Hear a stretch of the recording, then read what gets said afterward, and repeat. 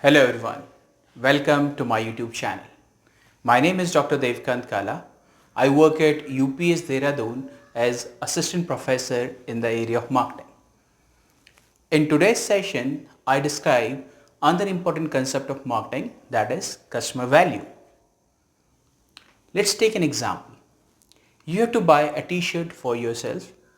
You visit to a store and finalize 3 t-shirts. But you have to buy only one. Which one will you buy? How will you decide the final t-shirt?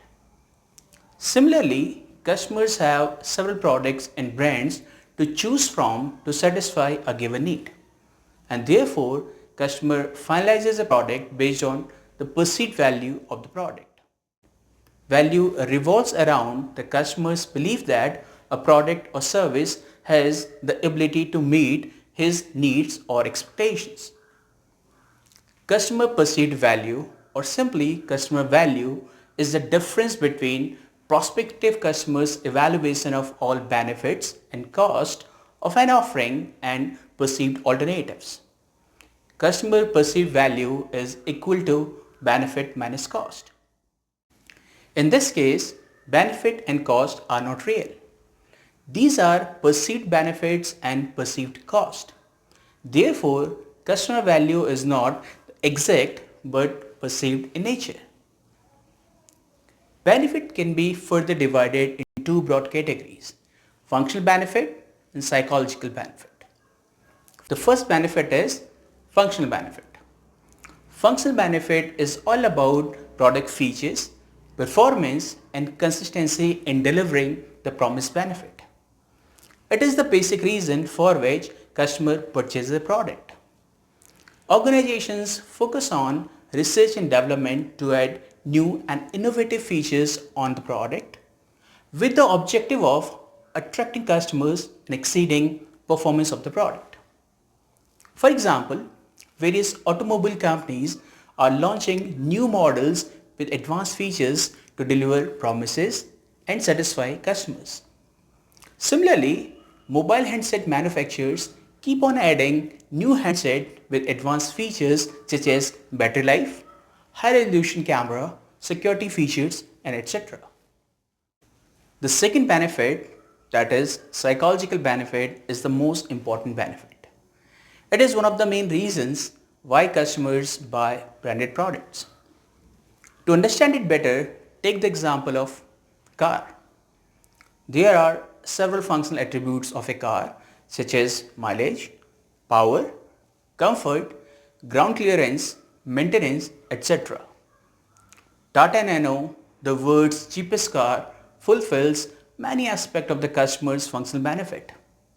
So, if you have to buy a car for your family, would you love to own Tata Nano? Preferably no. Why? The answer is psychological benefit. When a customer purchases a product, he also buys status, recognition, esteem, and reputation associated with the product. This is the reason why we prefer the branded products. We are not ready to pay 500 rupees for unbranded t-shirt, but we are ready to pay 4000 rupees for Adidas. The next element is cost. Cost does not mean the price of the product only. I explain this to you by an example. I wanted to buy a pair of jeans. On a pleasant Sunday, I called my friend and asked him to come along with me for shopping. He agreed and we started our shopping journey at 10 o'clock in the morning. We went to a shopping mall located at a distance of 15 km. I searched for my desired product. I tried few jeans but did not like any stuff. Then we moved to the second mall and finally I got my desired product. I paid 3000 rupees for the product. After shopping, we decided to have a pizza and cold drink. It cost 500 rupees. While returning back, I noticed the car fuel is too low, so I refueled my car and paid 1000 rupees for that. And we returned back home at 4 o'clock in the evening. Now, what would be the price of a pair of jeans? It would not be 3000 rupees, but now it is 4500 rupees plus 6 hours. As a customer, we compare different alternatives based on benefit cost equation. The major task of marketers is to enhance customer value. This can be done either by decreasing the cost of the product or by increasing the benefits of product. Increasing benefit is always a costly affair. It includes R&D investment, new raw material, intellectual property rights, and new production lines, etc. And overall, if it is successful, this can be copied by competitors easily. On the other hand, reducing cost is always a cheaper and wise decision. An organization can offer product near to customers by opening up a new store. To sell the product online is another option, and this will reduce the cost, especially the time and efforts significantly. Marketers should identify value by conducting situation analysis. Situation analysis includes analysis of customers, company, competition, and context.